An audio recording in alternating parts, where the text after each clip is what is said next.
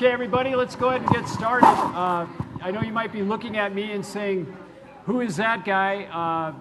I'm Joe Champ. I'm co-instructing this class, JTC 100 Media and Society. As you know, Joanna Larez has been handling the class the first half, and she'll be gone a couple more weeks, and then I will show up. But I'm just here today to kind of help moderate this special event, which we organized actually around David Freed. David Freed is our guest instructor, who I'll tell you about here in a second. And he was here, he's won some major awards, and we thought, hey, let's go and find some alums, you know, people that were sitting essentially in this room at one point, well, it was a different room, but the same class, and ask them, how did they become successful? How did they win these awards like you see here? So let me introduce these two folks here for you. And the first is David Freed, on my immediate right. He's a '79 graduate. He's a journalist, a novelist, a screenwriter, Pulitzer Prize winner with the New York Times, or I'm sorry, Los Angeles Times. I got to get that right. I just created a faux pas there. And their coverage of the 1992 Rodney King riots. He was also an individual finalist for the Pulitzer in '91, their gold medal for public service, really covering the impact of high crime rates in LA's criminal justice system, and his reports brought about some reform. He also covered the Middle East. He was there for Operation Desert Storm. And then since that time, he's really worked in the television industry as a screenwriter, but really been successful as an author. So he's written 3 novels based on, they're kind of mysteries, thrillers, based on a protagonist by the name of Cordell Logan in his mystery series. And I'm going to show you, actually, I just enjoyed seeing, this is a little book trailer. I know I don't think you've talked about books yet, a little off center there. But this is a little After Effects, you know, kind of flash sort of stuff that they put together. I know you can't see it real well. Kind of advertising this book. And we'll talk about that in class. Actually, the book series. The latest book is Voodoo Ridge. Then you'll see all of the books kind of show up here. Flat Spin, and that one's cut off. Sorry about that.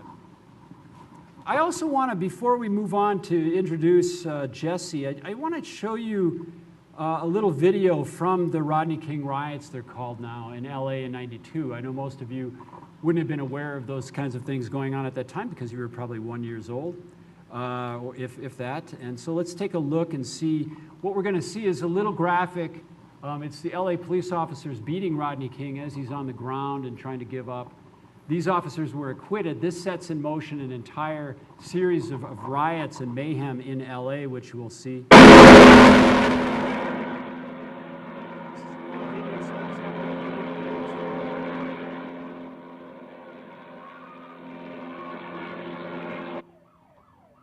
lot of looting took place after this, after the acquittal of the police officers.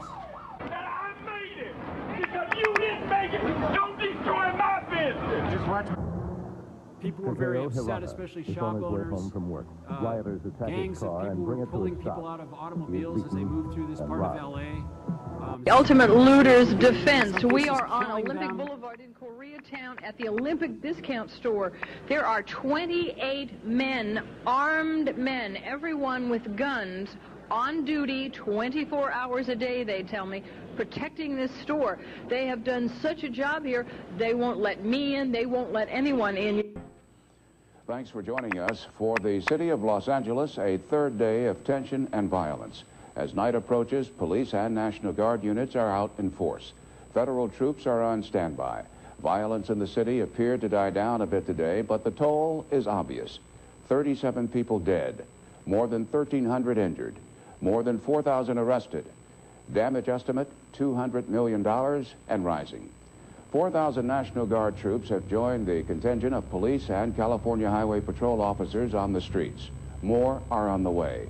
A few hours ago, the man who's become the unwilling symbol of this outbreak of violence decided it was time to speak out. Rodney King appealed for peace. I just want to say, you know, can we all get along? Can we get along? Can we stop making it horrible for the older people and the kids? That was one of the most riveting statements we ever experienced in journalism. And I also want to introduce, well, you know, I'm going to ask this question as well. I almost forgot. The Pulitzer Prize, write this down, because a hint there for you is that Joanna Larez asked me to make sure that you write this down. Does this mean it's going to show up on an exam? I don't know. But write this down. That is, it's considered the most prestigious award in American journalism. So if there would be an opportunity at some point for you to answer a question related to the Pulitzer Prize, and that was the answer, that's the one you'd want to mark. Okay? Pulitzer Prize, considered the most prestigious award in American journalism.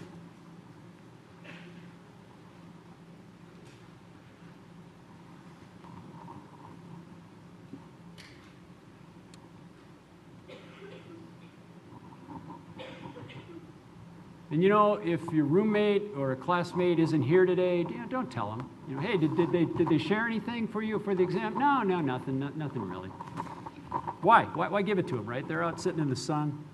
Okay, I want to also introduce Jesse Kurtz, the man furthest from me. 00 is not reflective on who he is. That's when he graduated. He's now the executive producer of the Mountain West Network. He worked in affiliate television for a long time. He's a National Emmy Award winner just this past summer. He won the National Edward R. Murrow Award for sports reporting in 2010. I mean, he's just got a million awards. Six-time Regional Edward R. Murrow Award winner, five-time Best Sportscaster of Colorado. It's pretty amazing. Four-time Emmy nominee, 17-time Associated Press Award winner. The guy's just got a lot of hardware. He's got an entire closet that's dedicated to all these things. I want to show you the story that he put together. I'm sorry, it's just an excerpt of the story, then I'll stop talking. But this is about a minute and a half of a story that he did on a young man who was a double amputee who wanted to play football. And one thing I want you to recognize about this is he did everything in this story. He came up with the story idea, he wrote it, he shot it, he edited it, he voiced it. Just amazing. Let's take a look. In this valley, striking it rich is a daily possibility. A gambling town where a little guts can lead to gold. And on the football field, Nikolai Lorette is all in. Just go out there and have fun. Nikolai started the season watching from the sideline as the Pioneers team manager. Until one day, he needed more. 4 games into the season, he says, Coach, I want to play football. I said, oh, okay. Nikolai is a double amputee who's lived most of his life without legs. But through sheer determination, Nikolai does his best to be one of the guys. Way more than I thought he could. Hey, you're up, Nikolai. You're out there. He'll be the first one to jump in a drill. A lot of them are not easy. But he sticks with it and tries as hard as he can. He surprised me yesterday. This kid was coming out he was running the ball, and Nikolai just squared up his shoulders on him and just laid him straight out, and it was pretty shocking to see that he hit that kid with, you know, everything that he's got. Okay, great. Thanks a lot. So I'm going to start off with David Fried. I'll ask a few questions, but feel free to ask any questions you want to ask. Just raise your hand. David, you win a Pulitzer Prize. Finally, does your mother think that you're worth something? Question I didn't anticipate. Good. Hard to ask. I think she was proud. She was probably surprised given my record as a juvenile. No, it's, you know, a lot has been made of awards, and early on in my career as a journalist, I was very interested in them, to say the least. I would say probably to the point of being consumed by them. You know, it's sort of like you aspire to be recognized by your peers and by the business in which you work. But really, what I came to learn after many years was that awards are great. They kind of anoint you on a certain level, but really it's about doing good work day in and day out without regard to, you know, that sort of recognition. Some of the best journalists that I've ever known were never nominated for a Pulitzer. They were, you know, they've never won any award of note, but that didn't diminish for a minute the significance of their contribution to the craft of journalism, or to their commitment to keeping the public informed. So, you know, I think that in many respects, pursuing awards is kind of hollow. You know, it really is about doing your best, you know, at every opportunity, and you know, good things will happen as a result.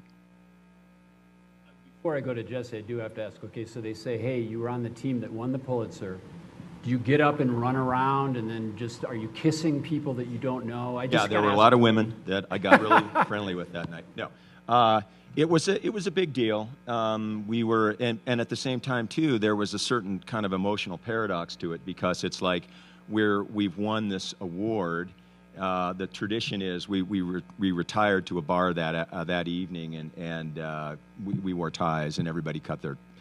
Somebody cut my tie off. Everybody cuts their ties off. I have no idea what the genesis of that is, but it was exciting, and but then, you know, literally the next day it was sort of like, you know, what can you do for me today? That's how it works. You know, we used to refer to it as feeding the monster. You know, it's the endless requirement to report the news, and you really don't rest on your laurels very long as a reporter. Jesse, I'll turn it over to you. What's it like, especially in the beginning, to win these significant awards? I would be disingenuous if I said it didn't mean something, but my Emmy still sits in a box. It is nice to have validation that someone else or a group of people liked your work. I mean, that's the most flattering part. But to David's point, I think the biggest award that a journalist receives is validation or praise from a reader, a subject. You know, I'll give you an example. Just the other day, at my job now at the Mountain West, did a story on a UNLV golf coach that has put golfers from UNLV into the pros. He's put 12 golfers in his tenure at UNLV into the pros. The story's not going to win an award. It was okay. It did the job of what we were trying to accomplish with the story, but he was the first to call within moments of it being posted, left the voicemail saying, thank you so much. It means a lot that you took time and you showed interest in what we're doing enough to want to tell everyone about it. And when a reader or a subject says, thank you for the time that you put into that, I mean, that means more than any award that you can put on a mantle, or, you know, maybe there's not quite the same celebration, but from the validation internally, that means a great deal. You know, to my family and my wife, my mom, they all love the Emmy Award or the Murrow Award, because they get to tell everyone, and then that projects to people. So from the validation standpoint, yeah, it feels good, but to hear something from a subject, that means a lot. Yeah, I was going to say kind of a funny story when we were all given when we won the Pulitzer. After we won the Pulitzer, among other stuff, we were all given these crystal tetrahedrons from Tiffany's that it has the Pulitzer, the face of Joseph Pulitzer inscribed in it, and it has your name in it, and it has the name of the newspaper and the date and so on and so forth. And I was very, like Jesse was saying, my awards are, virtually all in boxes in my attic. And but under duress, my wife thought it would look really nice to put that award on the mantle. So I, with some reluctance, I put it on the mantle in our house when we lived in Los Angeles, and literally the next day, the Northridge earthquake occurred, which was a very big earthquake. And the only thing of note that sustained any damage in my house was my Pulitzer Prize, which fell on the hearth piece in the fireplace and chipped and broke, and they were kind enough to replace it. But I took that as a sign, and I picked it up and I put it in a box where it sits today.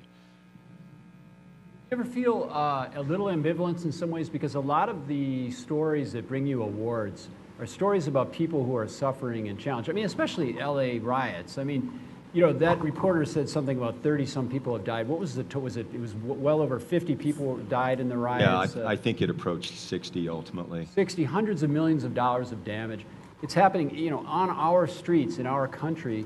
Do you feel an ambivalence in some ways when you win a big award for a story like that?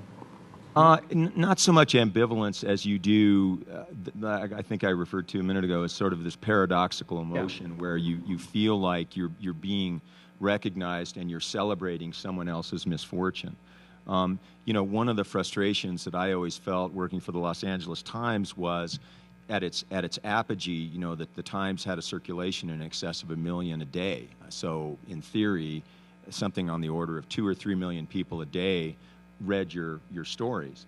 And it always amazed me how the stories that I put my heart and soul into that I thought would result in, you know, some sort of remedial action or somehow improving society, it was always amazing to me how little typically those stories generated by way of public response, and how conversely stories that I thought really didn't mean anything would generate a great deal of response. You know, some feature story about some you know, old couple being evicted from their house because they couldn't pay their property tax. Hundreds, thousands of people would respond, which is not to, you know, denigrate the significance of that story, but it bothered me. You know, it was like, you know, the analogy that I often equated it to was like, you know, we would spend months and sometimes years assembling these journalistic satellites and launching them out into deep space in hopes of finding intelligent life.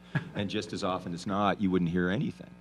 So, you know, I'd be lying if I said that didn't bother me.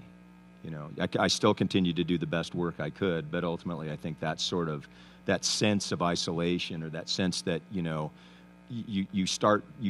I think most people who become journalists do so because it's almost quasi-public service. You know, the public has a sacred right to know what's going on in a society. You know, I think it was Thomas Paine said, you know, a democracy cannot flourish without an informed electorate. And I really took that to heart when I started out in my career as a journalist. And you know, over the course of time, it became a little disillusioning. I still continued to do the good work, but I think after a while, I did not put as much heart and soul into my efforts as I once may have, simply because I didn't want to subject myself to that kind of disappointment. Just reflect on that. I mean, I've got some other questions, but go ahead. You're absolutely right. In the stories that do project that people have interest in, it's trials and tribulations, and to some degree, I suppose we do and are capitalizing on some misfortunes. I mean, I could run down the list of the stories that I've won awards for. A kid that was paralyzed that was trying to make it back onto a high school baseball team. A kid with a heart transplant that was currently playing high school basketball. The story on the double amputee. A story that I did at my current job on an Air Force volleyball coach who lost his home in the Black Forest fire. It's human nature that you like to see someone that is beating the odds, but to tell a good story, a lot of times you have to tell how we got to the depths before you get to the peak. And you know, it's cliche, and you see someone crying and you say that's the moment, which it really is. And in the Air Force volleyball story, the coach had a total breakdown on camera. And of course, I'm going to show that. And I did feel bad because he was emotional. And there was part of me that was like, does this belong? And it absolutely belongs, because, you know, it tugs at someone's heartstrings where they start to feel for him. And then at the end of the story, when you wrap it back around to the teammates and his wife that were going to help him rebuild in the exact same place, you create that emotional attachment to someone. So you feel really good about them and them rebuilding themselves, but you do feel guilty, absolutely, when you reach that depth and you show them at their most vulnerable. But it's kind of, you have to. That's where you create that attachment. But absolutely, you do feel guilty, especially when you do go on and if it does win an award and someone else says that's the best of the best in the region or the nation, you're like, yeah, I really put that guy on the spot and exposed him to some degree for something that now I have sitting on my mantle or at my home. No doubt about it. I'm going to ask about origins. I know people here now are saying, okay, neat. I like what these guys have been doing. I like their philosophy. I like their work ethic. I like all of this. What were you when you were in media in society as a freshman or sophomore? Where were you headed? What were you doing? Were you already on track? Were you already an editor at the Collegian? Were you on and on and on? Freshmen and sophomores? Yeah, freshman, sophomore, Jesse Kurtz. Yeah, as a sophomore, I joined CTV and was given the women's basketball beat. So I did nothing but women's basketball. I went to every game, went to a couple practices a week where I would turn stories on what the women's basketball team was doing. And that time it was really good basketball. It was Becky Hammond, Katie Cronin days where they were nationally ranked. So it was a good beat to be on. But, did I want to be a women's basketball beat reporter for the rest of my life? Absolutely not. But I got as involved as I could. I was the sports director at KCSU, hosted a sports talk radio show. I knew when I came into CSU that I wanted to get into sports journalism. So I guess from that respect, I had a direction, and immediately went to Greg Luft and the other journalism professors, said, where do I need to be? And they all pointed me in that direction. So as soon as you can get your hands dirty on real life experience, real life work, whether it be camera, being on air, voicing stuff, editing stuff, the sooner you can get into that, the sooner you can work yourself on air as a reporter or anchor your junior or senior year, and then you've got real life stuff to put on tape that you put out for jobs, and that's who they're hiring, because there's so many people now who have their hands on media. You guys are growing up in a different world than I did, that really anyone did that precedes you guys, because the media is moving so fast, and it's hard for me to keep up in the digital world. If you guys can get your hands on telling good stories with GoPros, with the high-end cameras they have downstairs that we saw, all of these RAMProduction people, and that's real life experience right now that when you graduate, you'll be well ahead of the game. Who were you freshman year or sophomore year? Well, I have to start in high school. I had no idea what I wanted to be. I went to a very poor high school. We didn't really have guidance counselors. We had no AP classes, nothing like that. And somewhere along the way, I decided that I was going to be a doctor because it sounded good. Because when adults asked me what I wanted to be, I'm going to be a doctor, and they seemed to be impressed by that. But honestly, I didn't know what I was going to do. And I had an English teacher who named Aurelia Valley, who was an old spinster. Her whole life was books and literature, and the whole emphasis in my high school was sports. It was considered an embarrassment really if you studied, and or got good grades. And anyway, she took me aside one day after class, asked me to stay behind after class, and she said, you should maybe, she knew that I was kind of focusing on science stuff, and she said, you should think about maybe being a writer. You should look at that because you have an aptitude as a writer. And I was like, well, can I go now? And I walked out of the class. So flash forward, I really, my choices of going to college really were CSU and CU. And the only reason why I chose CSU was because I grew up in Denver. I knew it was far enough away from home that I wouldn't be expected to come home and shovel snow, off the front sidewalk. Anybody else here feel that way? You just want to kind of be away from home? Yeah. Okay, go ahead. Anyway, and I'm not saying that by way of complaint, because I got a great education here, and it springboarded me off to what has been a really wonderful and fun career. But in any case, so I came here as a bioscience pre-med major, and I knew very early on, based on my grade point average and the fact that I had discovered beer in a big way, that I was not going to be going to med school anytime soon. And so I kind of languished for the better part of a year trying to figure out what I was going to do, still taking organic chemistry and so forth. And I was living over in the towers in Westfall Hall, 6th floor. Westfallers, anybody? Or Westfall. There you go. And I remember sitting there in sort of a moment of frustration and depression in my dorm room, figuring out what I was going to do with my life, thumbing through the course catalog, and I stumbled upon technical journalism, is what it was called back then, and I looked at the requirements for the degree, much of which involved classes that I was then taking or had taken, and I thought, hey, journalism. That sounds kind of cool. Maybe, you know, I wasn't quite sure what I was going to be and how I could apply that, but it sounded good. And I thought, at that point, you know, the journalistic community in the United States was very influenced by Woodward and Bernstein, the investigative reporters from the Washington Post, who had uncovered Watergate and had brought down President Nixon. And they were, you know, they were kind of cult heroes for many people. And I thought, well, geez, you know, that sounds really great. You know, and then at that moment, I remembered my English teacher, Aurelia Valley, saying, you know, you should think about writing. You have an aptitude. And I thought, gee, maybe I could apply my skills as a writer and be an investigator. It would be like, you know, kind of like being a cop with a pen. And I had thought about being a cop for a while. My dad was a cop.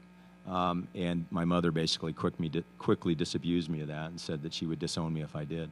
So I stayed a pre-med major for pretty much toward the end of my sophomore year, when I was taking journalism classes, and I took a news writing class, and we were given some assignment to go. I don't even remember what the assignment was, but I remember writing some story about some water fountain in City Park that needed to be fixed, and it was running chronically and wasting water. And somehow or another, that caught the attention of the editor-in-chief of the Collegian. And he asked me to come in and asked me if I'd be interested in working at the Collegian. And I spent 2 years at the Collegian, and I just had a great time. It really sort of became my life. I spent more time, you know, at the newspaper than I did virtually anywhere else. And great bunch of people that I worked with, really some really talented journalists. And it was basically through my experience at the paper that I happened to meet a reporter for the Coloradan one day who said that she'd heard that there were a couple of job openings at a newspaper in Colorado Springs. A friend and I from the Collegian drove down there, put on our suits, such as they were, drove down, got an interview with the editor-in-chief of the paper. I graduated on a Saturday and went to work on a Monday. I've been asking a lot of questions, and I can keep asking questions. But how about you all? You know, we've got someone here with, yes.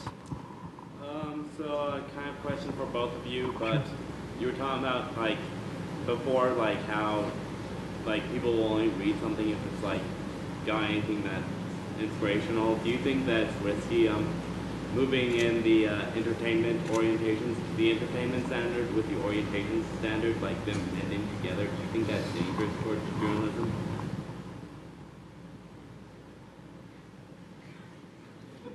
So merging entertainment with Orientation meaning straight journalistic reporting. Okay, yeah. It's a good question. I mean, because you see that in sports too. On my side, someone that's a fan that all they want to do is just be in the locker room and be at the games, and rather than doing a job, journalistic integrity. There is a balance. There's no doubt about that. And I think when you talk about the interest level, I mean, when you define what is newsworthy, anything of interest would be news, and the entertainment world fascinates people. There are stars all over LA that people are interested in what time they go to the bathroom. And is that journalism? Probably not. I don't know. You work more on the entertainment side than I do. There is a balance from being uber fan and just wanting to be close to the action, whether it be entertainment or sports, than actually there to do a job and be objective, be critical when criticism is warranted. Yeah, I think you're asking a question that I think kind of veers off beyond journalism and into the sort of the netherworld of cultural socialism or cultural sociology. I do not understand, quite frankly, the fascination and the obsession that many people have with celebrity and stars. I've interacted with my share of them in the capacity of a screenwriter, and I can tell you that it's kind of a giant waste of time. Honestly, it's an enigma to me. I don't know why the public at large would be obsessed with, Kim Kardashian, for example, at all. I do worry about that blurring of the line that you talk about.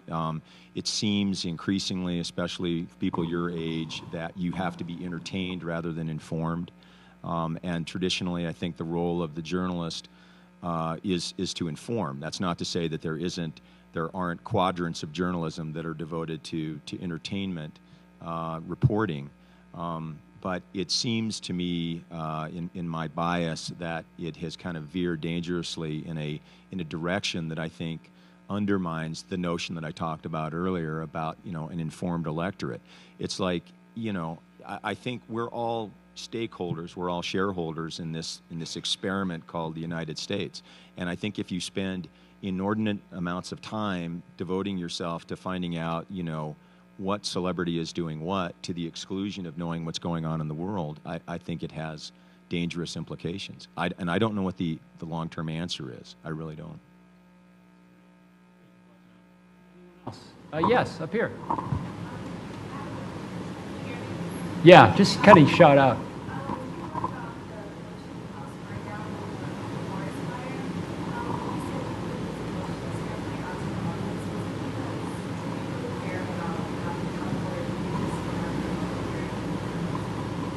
Did you hear that? I think let me repeat your question to make sure I got it right. Did I care about him, or was I just out to promote the story? Yeah, good question. Both, because I think they lived in concert together. I did have a hard time with does it belong in the story? Because could we tell the story without it? And my answer was no. I mean, internally, I did wrestle with that. And I know the guy fairly well, so I did have an emotional attachment to him, and wanted to make sure that I didn't expose him where he didn't need to be exposed. And I have had coaches and or players when they have cried on camera saying, "Please don't use that." And that's something that you wrestle with as a journalist, because when you turn the cameras on, technically, it's understood everything is on the record, right? And everything can and could be used. And I did wrestle with that. And I did think that to tell his story to the best of my ability and give it justice is for someone to see how emotional he was, because it wasn't fabricated. I mean, he literally was really emotional about, and he broke down at the point it wasn't that his house burned down. He broke down when he was telling the story of 3 days afterwards, he got to go back to see the charred mess that was his home. The firefighters were there, and the words that came out of the firefighter's mouth was "welcome home," and that just tore him to pieces. So it was a battle, and I think you do have to ask yourself, does this belong in a story, no matter what it is? And so I decided internally, absolutely, that belonged in the story, because it showed how emotional he was, that the firefighters did everything they could to save his home and welcomed him home, and then the end result is they're going to build back on the very same home site. But yeah, I did give significant amount of thought to him as a subject. I had a personal relationship with him, but also as I would do that for anyone we were interviewing. But I did think it belonged in the story, in order for it to have the impact that I was hoping to achieve. It's a really good question, though. Questions are so much better than mine. I'm going to continue on. Anybody else have anything? Yeah. Sorry if I'm asking a lot. I'm just. Okay. But are you met with a lot of negativity in the news world? Negativity in the news world? From readers and other journalists, these sorts of things. Yes to both questions. The polls would suggest that the public has, when it comes to confidence in the news media, that the levels are diminishing. I'm not sure what to make of those numbers, because I think we live in a very cynical age where everyone is essentially distrustful of everything and inclined to kind of poo-poo everything. And that mindset out among readers, diminishing numbers of readers among the public at large, that has a detrimental effect among journalists in the field, because if you attempt to interview people for purposes of a story, and people are unwilling to be interviewed for fear that they're going to be misquoted, or because they've been misquoted in the past, or because they've been taught that watching Fox News, for example, that there's some sort of institutional bias in the media on the whole, it makes the job that much more difficult and that much more frustrating. So You know, again, I find myself kind of making observations without any sort of, you know, without offering up any kind of solutions. But yeah, I think it's very evident that the public has a tendency to be skeptical about what it is that we do. I will add to that, and this is relatively new. Social media has added a whole new level of the negativity, because everyone in this room or around the world now has a vehicle to express what they think, and it's an instant pipeline, whether it be to Kim Kardashian, whether it be to local sports anchor on TV, that you hear from people all the time, and mostly you hear the negativity. Rarely anymore in my TV career do you hear from someone that says, hey, I really like the job that you do. I could go down the list of stuff that I've heard. You're ugly. You're fat. You suck at your job. I mean, people have a vehicle now for an opinion, and they're not afraid to express it, because there's a perception, and maybe that's changing now, but there's a perception that it just goes to that person rather than being broadcast to the world, right? I mean, I lived the Tim Tebow saga. I was a sideline reporter for the Broncos and traveled with the team, and it was during the whole Tim Tebow 2 years that was just a dumpster fire. And me, as a reporter that traveled with the team, could do no right. If I did a sideline hit during the game about Tim Tebow was 4 for 4 on the drive and Josh McDaniels on the sideline I was a Tebow lover, and people would, you know, tweet at me and say, you're an idiot, you're enabling this whole experiment. You know, he needs to go. Quit being an idiot on TV. Get off my TV. Or if you're critical, Tim Tebow throws an interception, and I'm behind the bench and telling the viewers at home what is being said. I'm the Tim Tebow hater, and you know he's a good Christian guy. And why are you're the devil? And I mean, I heard it all, and there was nothing you could do that was right, because all you hear is the negativity, and it was all through social media, because everyone had a voice. And it was coming right to me, and my inbox would just fill up with emails and tweets and Facebook, and I was like, I don't want to deal with this. I mean, those sort of hyper news stories where everyone has an opinion about something, and Tim Tebow was one of those, you only hear the negativity, and I basically had to just start turning it off. I mean, it got to be pretty crazy.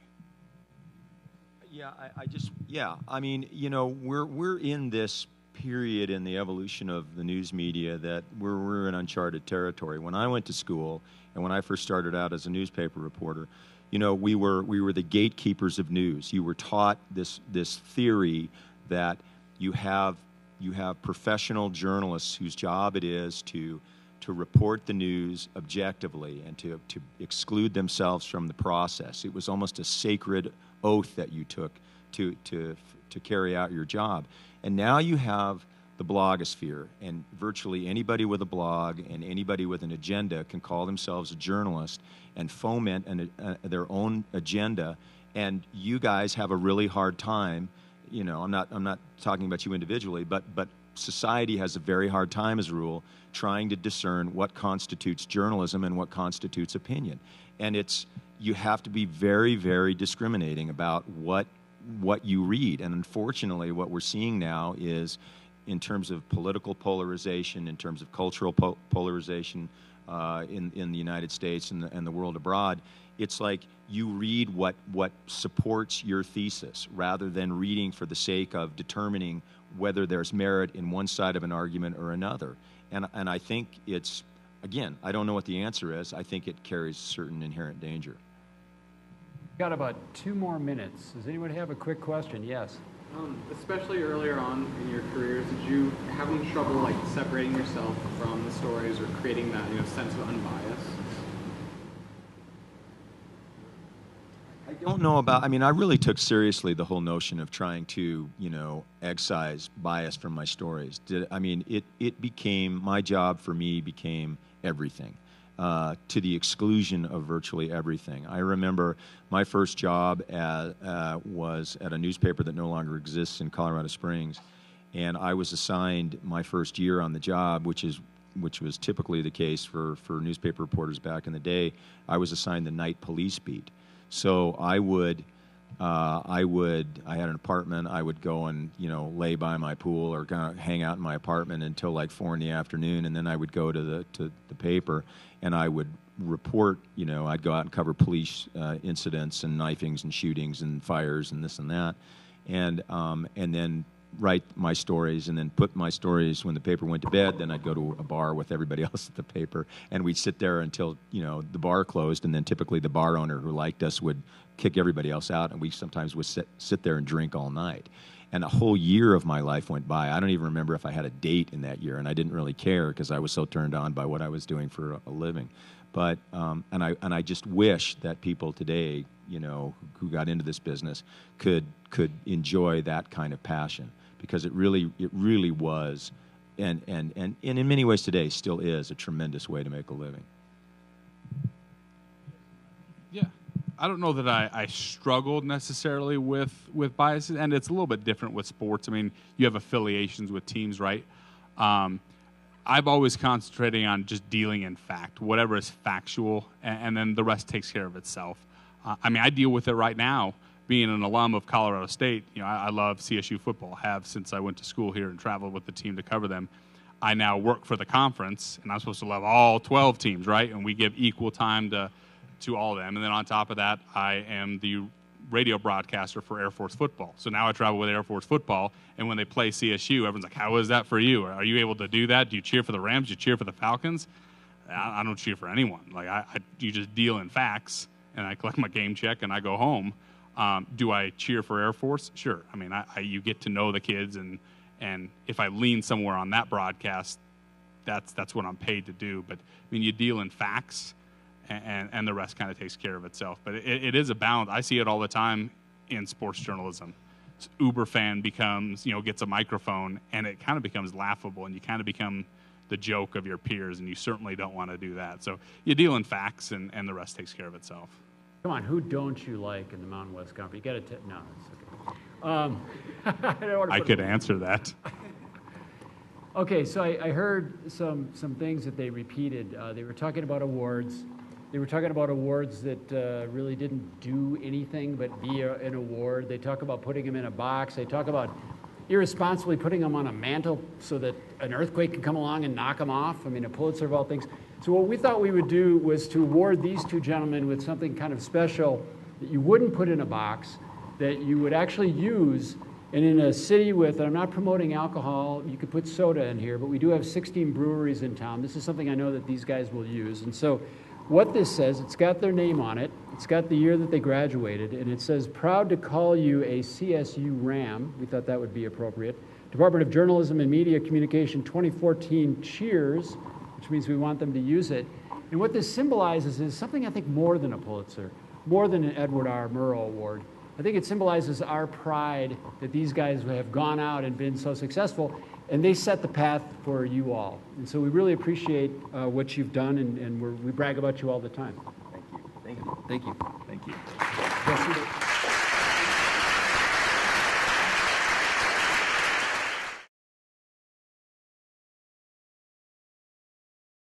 All right, we're going to get started. I know some of you are looking at me and saying, who is that guy? My name's Joe Champ. You'll remember I'm the instructor of JTC 100 Media in Society, the second half, so I'll start in the next few weeks. Joanna Lorez has been taking it so far. I hope you know that, because she's been here for about 4 weeks. And so today we've got something really special that I'm really excited about. We wanted to bring back some of our alumni, people who, I mean, this didn't exist when they were in school, but they did take this class, Media in Society. Is that correct? Do you remember taking this class? I think they did. Yes, they did for sure. It was a great class. JT 100? Yeah, JT 100. Yes.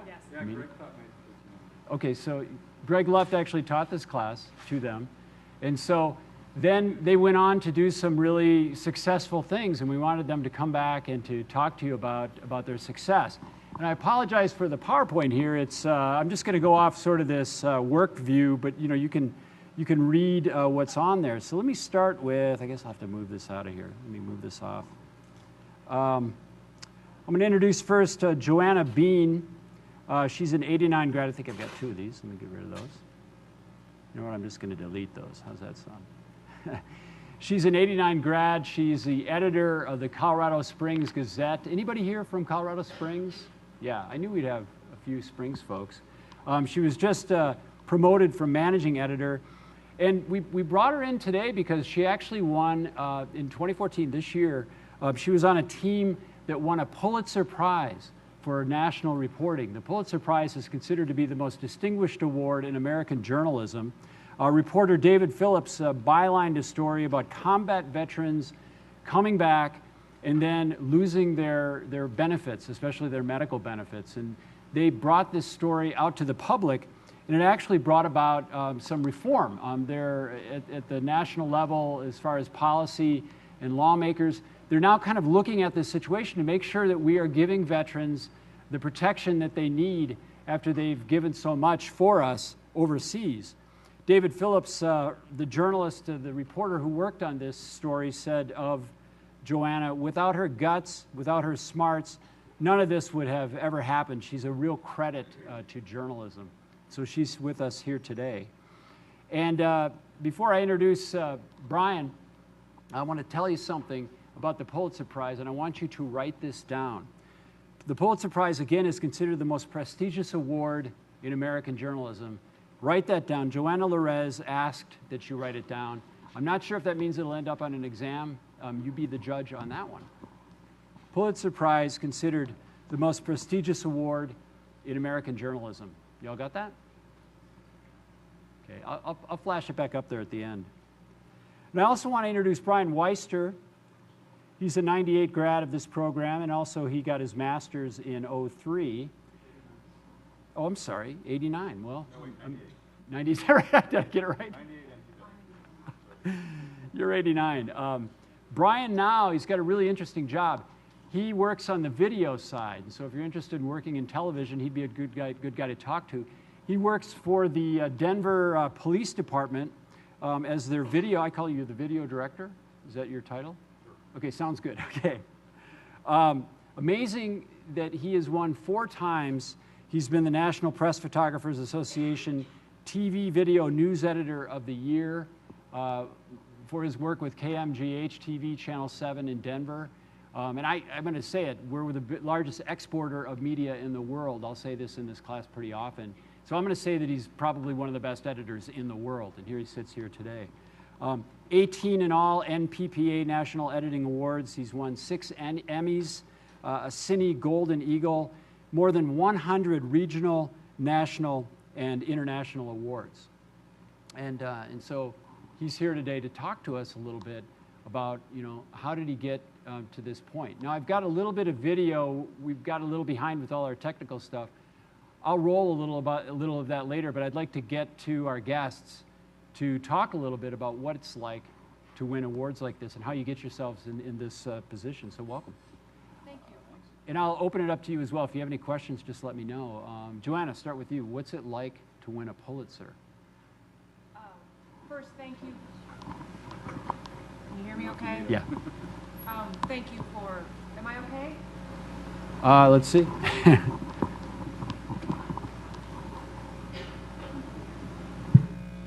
How's that? Better? Better? Yes? Good. Yeah, okay, I think it's good. Thank you for the invitation. I love being back on campus. I'm very happy to be here.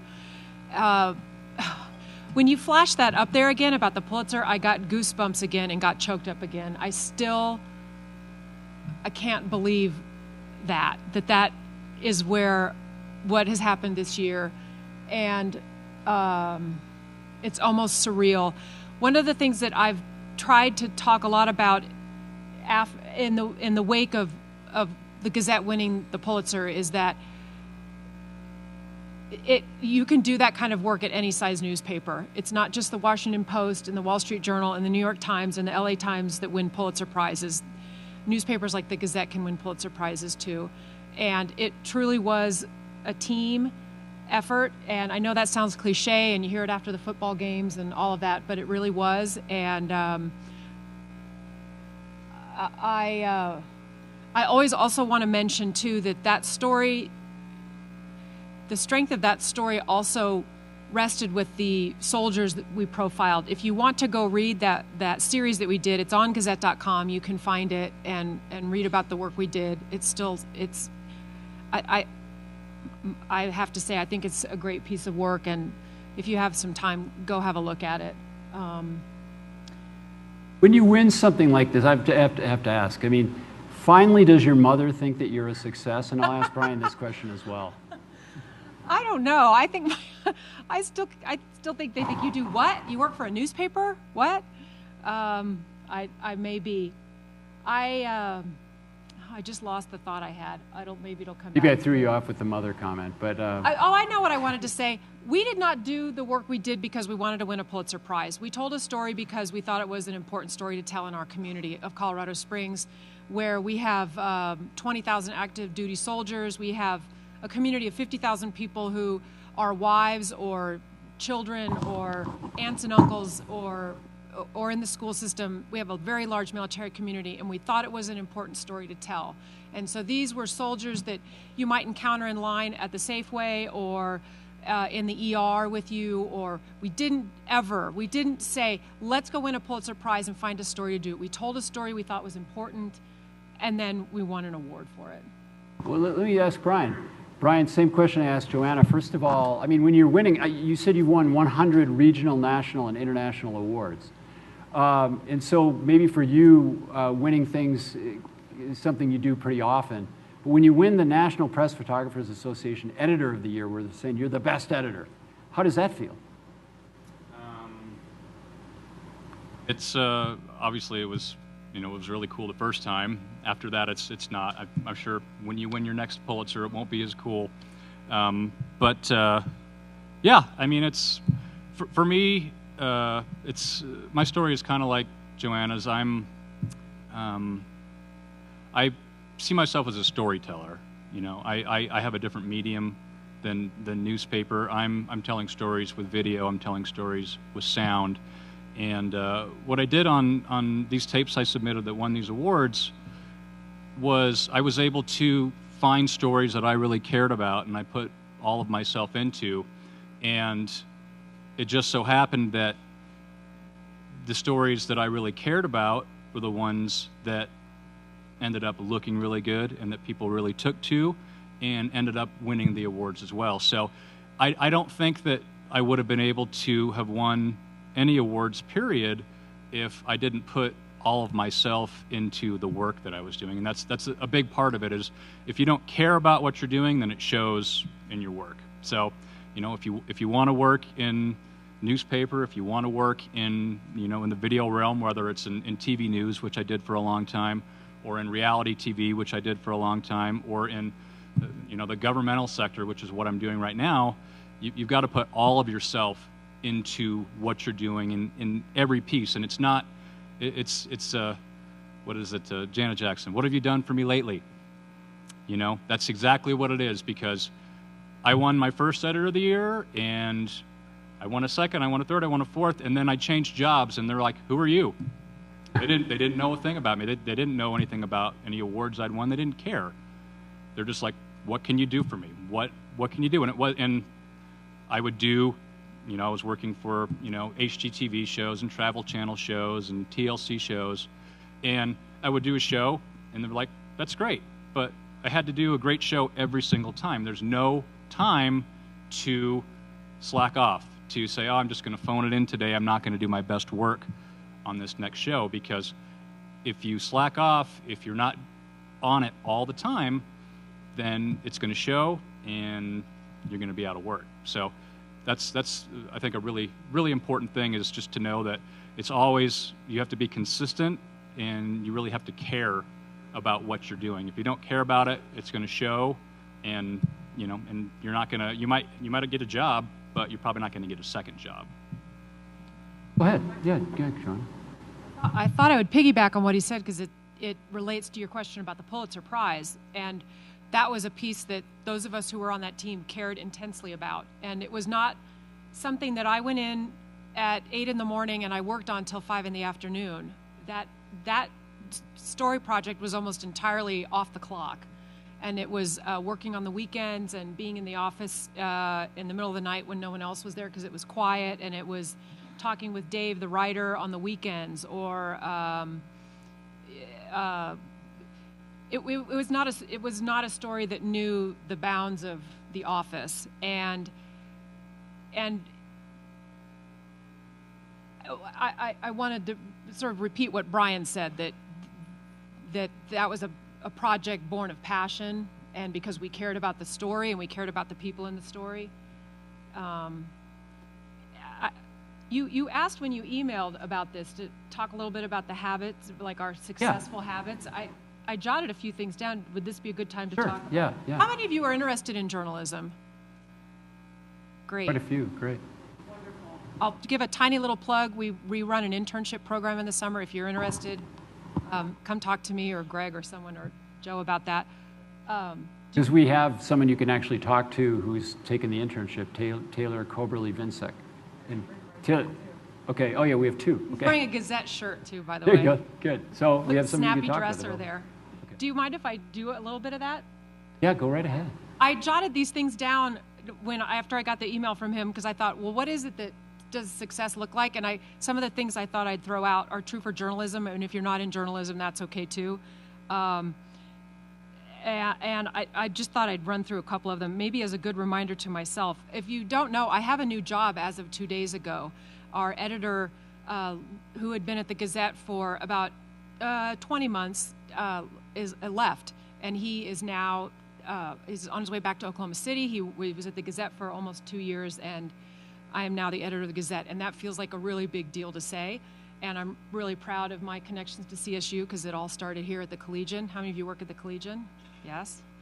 And so I was thinking, well, I'm not going to have a chance, very likely, to edit another Pulitzer story, because that's not what I do anymore now in this new job. But I thought I'd throw a few things out. I'll do this really quickly. Passion, which Brian touched on. Relationships really matter. I mean, I have relationships here that I've had for a long time, and if you're in journalism, you'll be amazed at somebody that you interview I have people I interviewed in the early 1990s when I was a reporter that I still have relationships with to this day. So no matter what you do, really, relationships matter. And I have also set for myself near-term and long-term goals. And it's really easy to get caught up in the day of, oh, I have 50 emails in my inbox. But I don't know that I could ever say winning a Pulitzer was part of what I thought my career would look like, but certainly doing great journalism was, and that's always been part of my goal. And trying to go quickly here. Oh, be flexible. Brian might want to, I don't know. If you guys are teaching people to be flexible, if you're interested in journalism, learn to be flexible. I went on the print track, and guess what? I'm doing video now. I shoot video on my phone. Whoever thought? If you can learn to be flexible and apply your journalism degree or your other degree in ways you never imagined, you'll be A-okay. You want me to continue, Joe? Yeah, go ahead. Right. Yeah, I've got more questions, but you guys go ahead. The relationship part that Joanna's talking about is pretty funny, because when I was in school here, I was, I don't know, very quiet, introverted. Maybe you can ask Greg. Things have changed a little bit since then. Brian, but I've got an image. I'm sorry about the lights. Let me try to take them down just a little bit. I didn't have, Joanna, unfortunately, I didn't have an image of you. That's Brian on the left editing. I don't know, who's the guy on the right, Brian? You remember? This is 1996. Sorry, I can't make it bigger, but there you are. That's gained a couple pounds since then. Yeah. Wow, I don't know where you got that from. I'll tell you later. So yeah, it was relationships. It's really interesting how it's kind of progressed for me over the years, because when I started off working in TV, I started in Pueblo. I worked at KOAA TV in Pueblo. Anybody from Pueblo? Anybody from Colorado Springs? Yeah, we already went over that. And I was what they call a one-man band. So a one-man band is somebody that does everything. I was the photographer, so I had the camera. I was a reporter. I had to go back to the station afterwards and edit everything together. And I was deathly afraid of talking to people. It was just not something I was good at. It wasn't that I wasn't prepared for it from, by being in school. But I mean, I don't think we have a class, Joe, do we, for interviewing techniques? We're talking about it. They call it soft skills, and we should, yeah. So I was deathly afraid of talking to people. I didn't want to go up to somebody on the street and say, hey, can I ask you about this? Hey, can I ask you about that?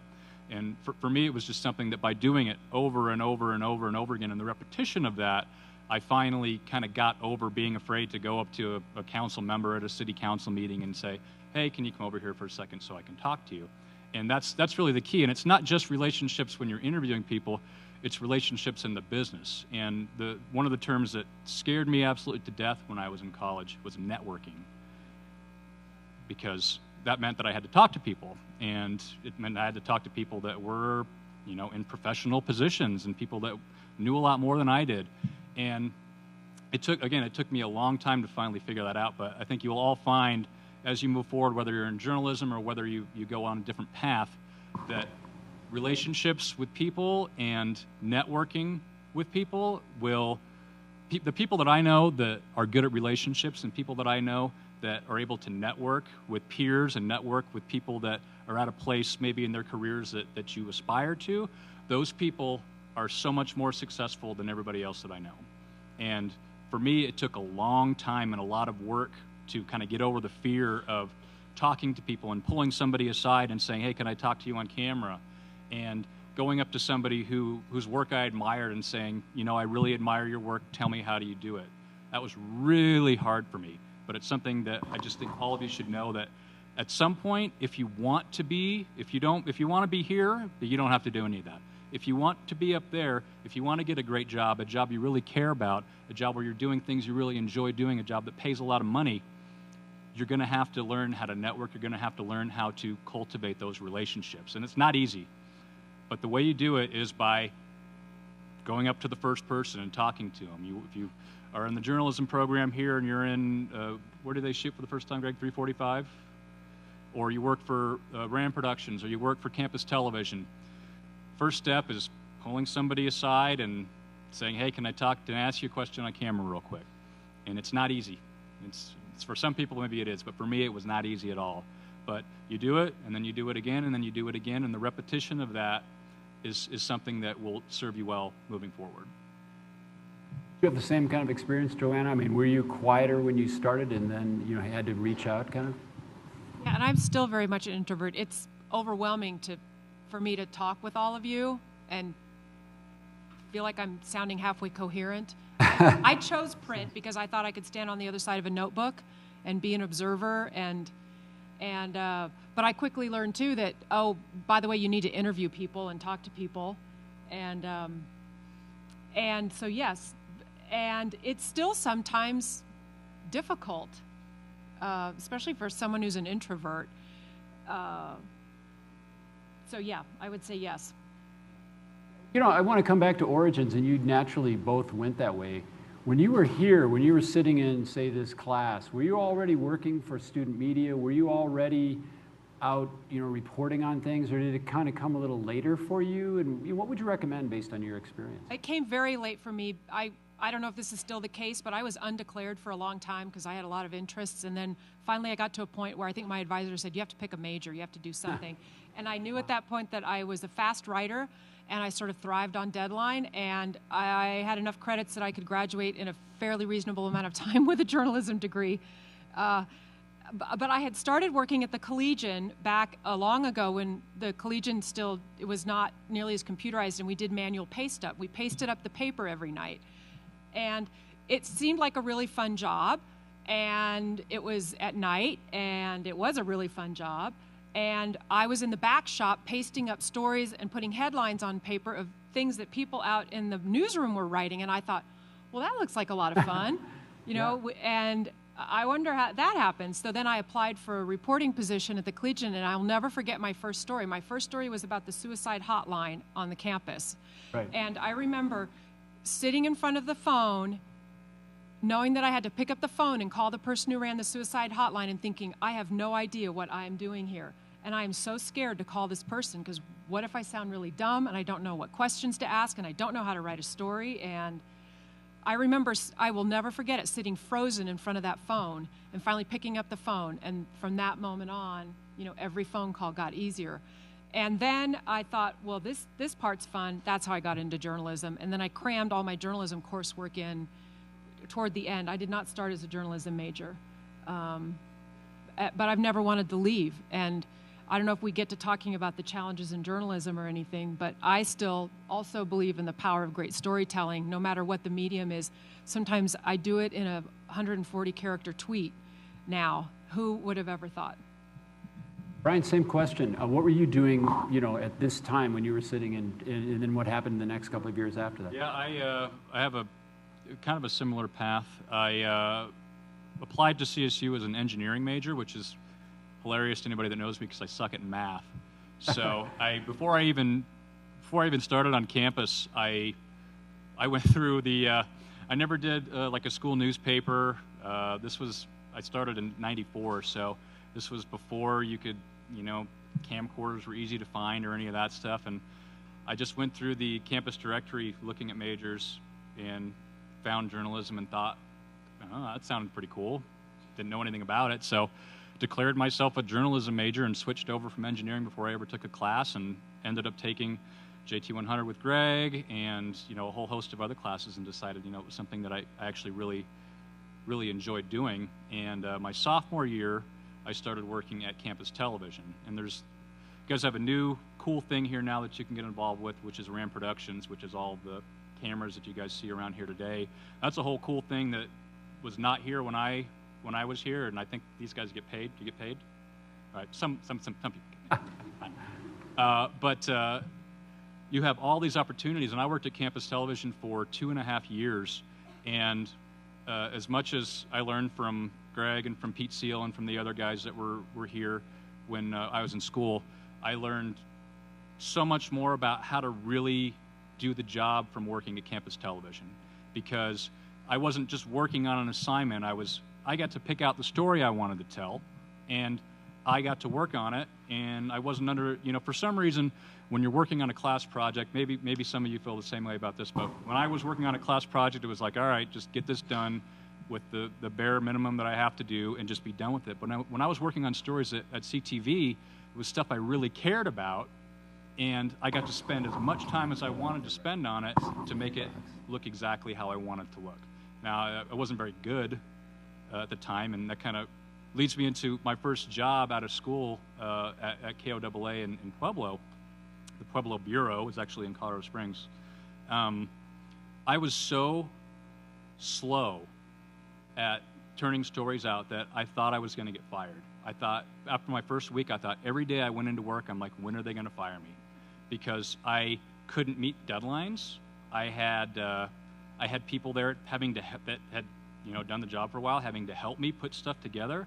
It's because what I did in school is I learned how to tell stories, and I learned that it was something I really enjoyed doing, was telling a story using the video medium with video and audio. But what I didn't do is I never spent the time to do this work and do a lot of it in a short amount of time. It's not until you start doing this job 40, 45 hours a week, week after week, that you finally get comfortable doing it. And I never did that. I never did an internship, unfortunately. This is all on me. I never did an internship where I got to put that work in of going in and shooting video every day and editing stories every day. I took a paid internship because I wanted to get paid, and it did absolutely nothing for me in terms of getting me any more knowledge or getting me any faster in what I wanted to do. I did it just to get paid. So if I had taken an internship at one of the news stations in town or something like that, then maybe things would have ended up a lot better. But I was deathly afraid of being fired for weeks and weeks and weeks. And as a matter of fact, I only stayed at that job for 2 months, not because I was afraid of getting fired, but because I didn't like the job very much, and I got a better one in Boise, Idaho. But that's definitely another thing to think about. Maybe not so much now for you guys, since you guys are mostly freshmen, sophomores. Is that right?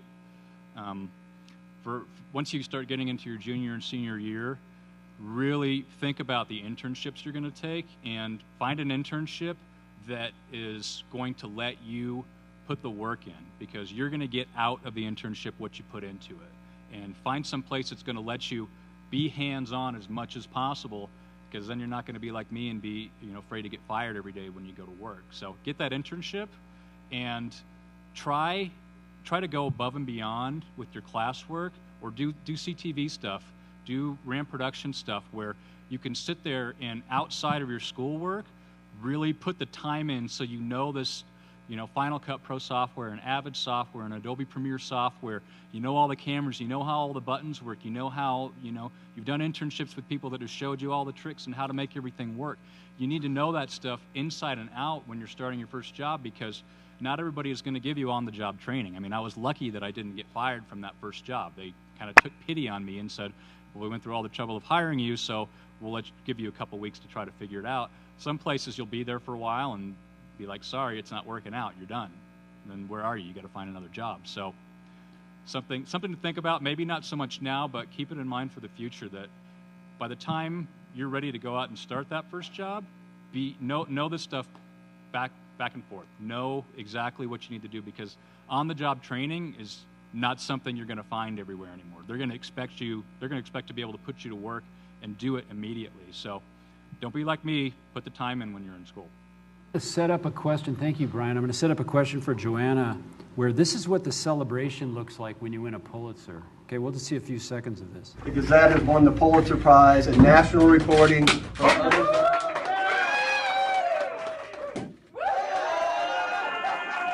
This is John Schroeder for the Colorado Springs Gazette. On Monday, April 14th, 2014, the Gazette won its second Pulitzer Prize in its 142-year history for Other Than Honorable, a three-part series that ran in May of 2013.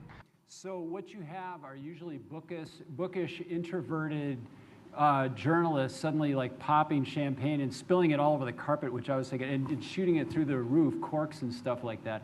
But that's how big a deal it is, that they would do something like this. Now that's the celebration part. I guess you were bringing up challenges in your job. Brian, you were talking about sort of the challenge of facing yourself, the challenge of sort of facing your craft and taking that on. I want to show you just a little, it's a really nice little video piece that you all put together at the Gazette, where they were, oops, that's Brian's piece. I'll try to show that a little bit later. Where, did we lose it? Let's see here. Where they were interviewing three of the principal members of the team, including Joanna, about what it was that they were covering to win this award. And so think about the human aspects of this story. It just goes about 1:30. So the first time I hung out with Cash, who is one of our wounded veterans, started off the series. One of the first times I went and hung out with him alone, we were just going to go, it was myself and a veterans advocate. We were just going to go to a routine doctor's appointment where he was going to try and get some seizure medication that he had been lacking because the VA wouldn't give it to him because he didn't have benefits. And we arrive at this primary care doctor, and he gets up to the front desk and almost collapses. And he got put into a wheelchair, wheeled back. The ambulance was called. The fire department came to assess him. He's back in this doctor's office, and they're opening his shirt, strapping EEG stuff to him.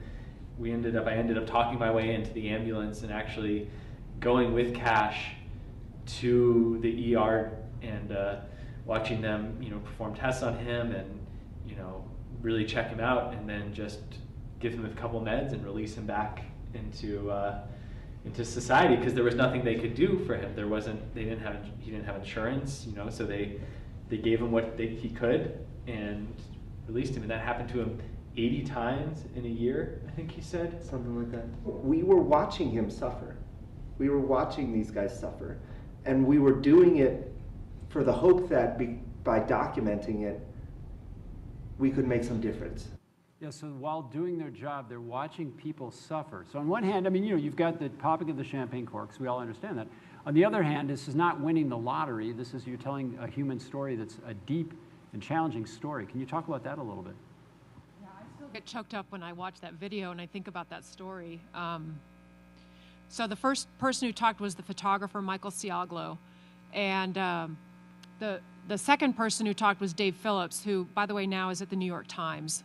And I'm proud of him, and I'm sad, too, because he's no longer with the Gazette.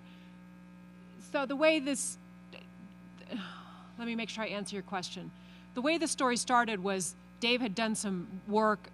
He and I had done some work together years ago, and he was a finalist for the Pulitzer on similar types of reporting about soldiers coming home from war.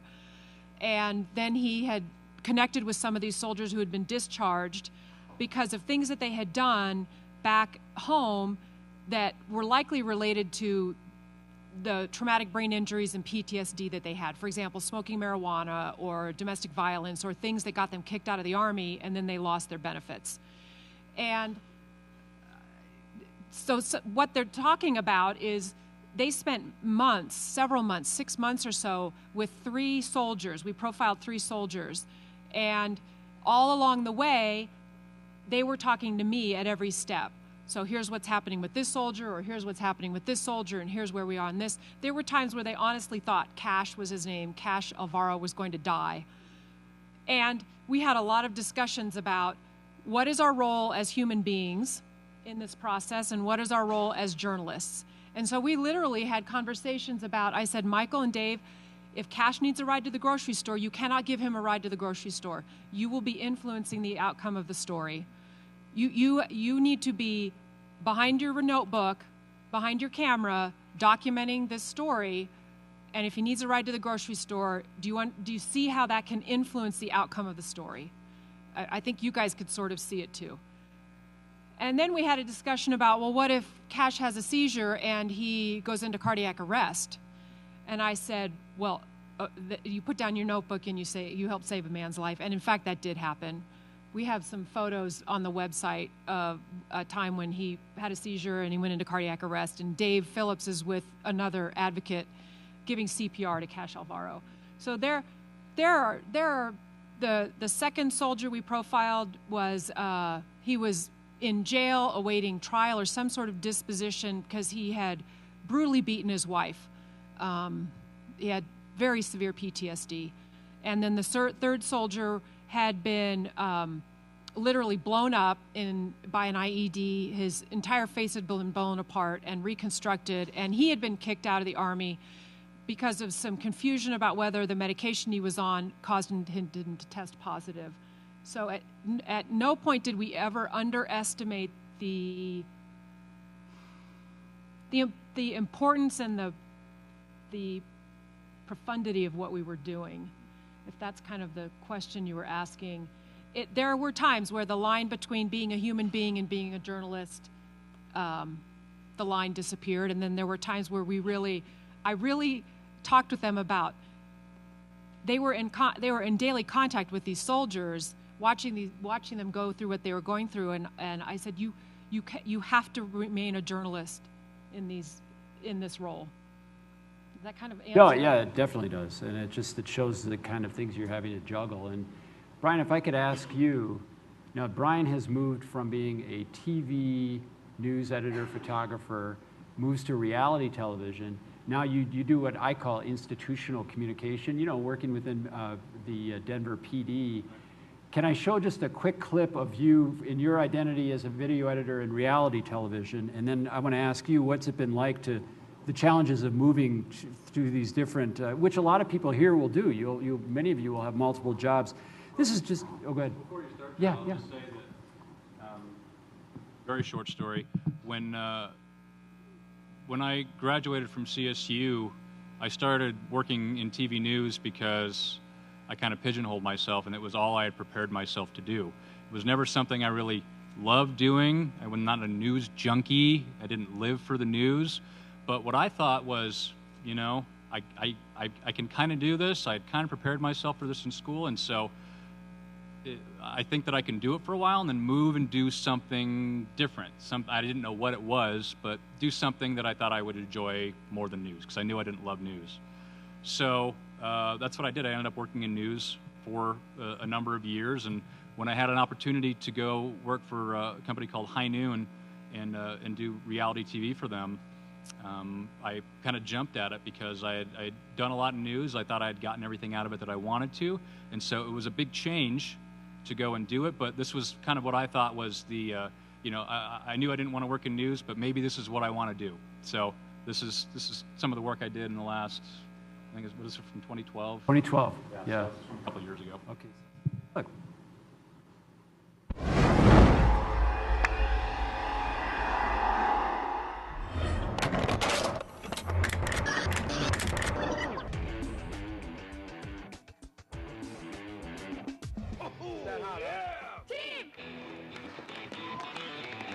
Nice corner, Chelsea. Nice save, Katie. You got it. Whew. Nice, Mia. Oh! Yeah!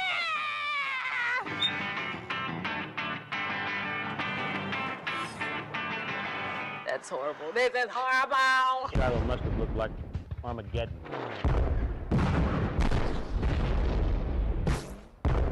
It will be a bloodbath. A carnage on both sides. Fire! Before that, let's get hammered. Let's do it. I would consider myself a perfectionist. In the last week, I have worked on this house day and night. That makes you feel alive, bro. Woo!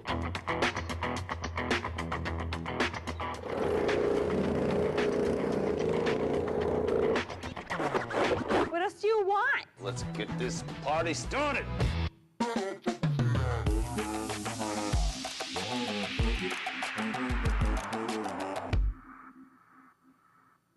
Anybody here think they can do as well as Brian editing?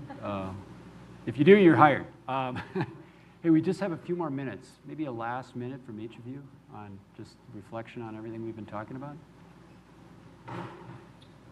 Yeah, I mean, I would just go back and say that, I mean, you look at something like that and that, I went from thinking that I was going to get fired in my first job to being able to do cool stuff and, work with, Carter Osterhaus and, all these people on HGTV and Food Network and Mark Summers from Double Dare, which is totally cool. And I mean, it's not something that, I ever thought I would be able to do, but what got me there was having a passion for the stories that I was telling. I had a passion, even though I wasn't into news, I had a passion for telling stories. So I told the stories that I was passionate about. So Joanna was talking about how the work on her Pulitzer piece was something that was done on weekends and mornings and evenings. All the stories I had, pretty much on everything pretty much anything I've ever had that's won an award, 90% of it was something I did in my own time. It was something I did because I was passionate about it. I wanted to tell that story, and I didn't want to be confined by the 50 seconds, minute and a half that TV news gives you to tell those stories. So I did it in my own time because I really wanted to do it. And I think that's the difference between somebody who's good at their job and who's great, is they really have that passion and they will go above and beyond and not just have a 9-to-5 job. They'll work 9 to 5 and then they'll work all weekend on something they really care about. That's what's going to get you from here to there and just get you to the next level. Joanna, just about a minute. Oh, I brought some copies of the newspaper, the Gazette, if you want to see it. I'm happy to stay after if you have any questions about journalism. Journalism is alive and well. It's certainly an interesting time in journalism, but it's alive and well, and we need great journalists coming out of school. Before we give them a hand, I've got something for them. This is not exactly a Pulitzer. It's not an Emmy. It's not an Edward R. Murrow Award. I would like to think that it's something even better. It's a symbol of, and I've said this before, that of all your professors you ever had, if I can speak for all of them, I will say that we're very proud of you. And we really are. We brag about you all the time on a daily basis. And so it says their name, their class at CSU. Proud to call you a CSU RAM, the Department of Journalism and Media Communication 2014. And then it says cheers, which means we would actually like you to use this award at some point. So, Joanna, thank you and congratulations. Thank you. Give you that. And Brian, yeah, thanks so much. Thanks for coming. Let's have a big hand for them. This is awesome.